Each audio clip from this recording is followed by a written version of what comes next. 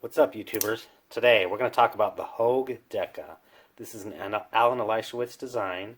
He does seem to be the Hogue in-house designer for the most part. I also happen to have the Hogue EX03 that he was also the designer of. That's a plunge lock. We'll talk about that later when we do the glove test. The glove test, you ask? Well, you'll just have to wait and we'll get there. Won't be long. This is a 3.25-inch blade made with 20 CV steel. And I got the blackened out version. They do have various colors. I also saw like a red, white, and blue one, kind of an American flag sort of homage. And, so there's also the blue Damascus one that's kind of cool looking. I did want to go just on this one, and we'll get that out of the way, is that all the screws that do show up on those other models, or those other editions of this. This blackout edition actually kind of hides those a little bit well. So that whole big complaint about there, we'll just get rid of out of the front. This is a 2.6 ounce or 2.6 ounce knife as I measured it. Even though they said this was 2.39, I don't see how, unless they've actually just shaved off that much weight from the current model with the new pricing for 2021. But yeah, this one actually is 2.6 ounces.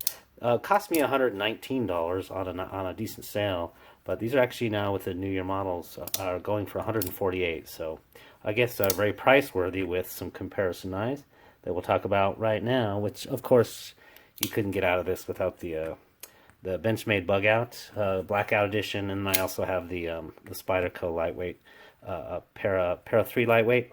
And so those are obviously three very similar ones, similar price range. This one actually I think is, I don't know, like 105 or something. I got that last year. It might be a little bit more this year. So that would be a little bit less in terms of price, but in that range and so forth. So we're actually going to go ahead and do a glove test with these three knives, just because I really thought, these are all very similar, and if you really happen to decide, for me, I do actually use gloves a fair bit, and I'm not talking like really slim gloves, but kind of thick, heavy used gloves. And so I was thinking to myself, could any of these knives, especially this particular Hogue, since I'll show you that other Hogue, could they replace, my EX03? And this particular one does have fairly aggressive texturing on those studs.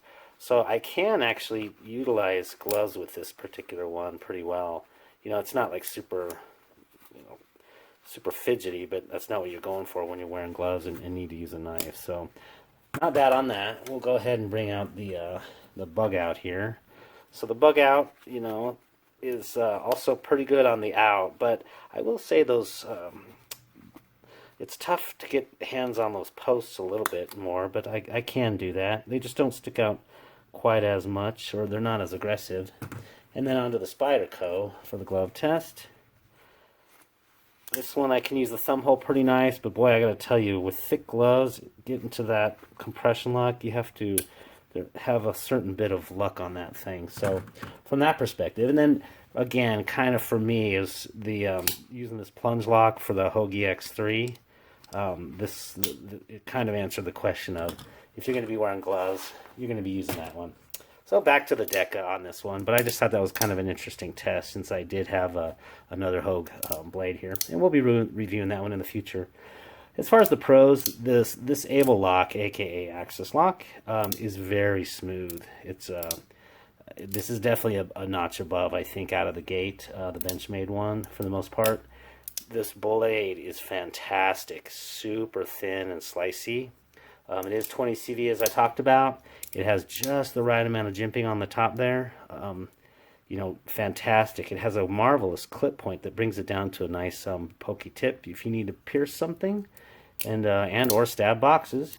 Also, this has the best sharpening of any knife, any production knife in this price range I've ever had. I mean, this is, whoever sharpens at Hogue is absolutely on top of their game and deserves a very hefty raise. This is a made in the USA blade. That's a good thing for the home team. Very grippy thumb studs, like I demonstrated, that these actually work okay, both on the studs for the deployment as well as on the return. They're very, very grippy.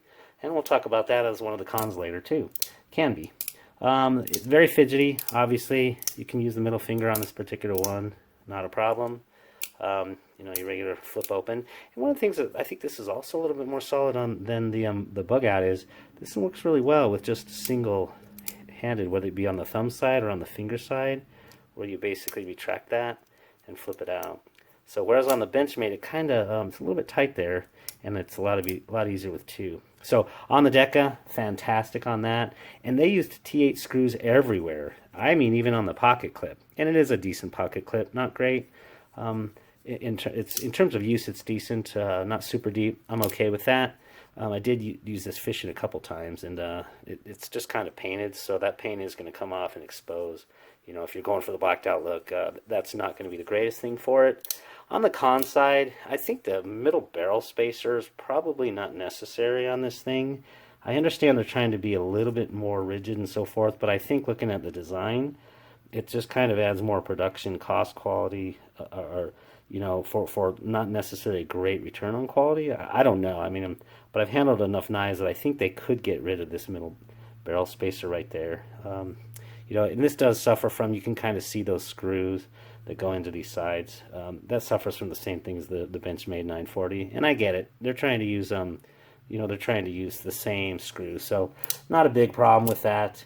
In terms of the grippy studs, if you don't have a fair bit of use and calluses on your thumbs like I do, these are pretty sharp. They're very effective when you're using something like heavy gloves to deploy this, but to the uninitiated hand, these can definitely be pretty sharp on there.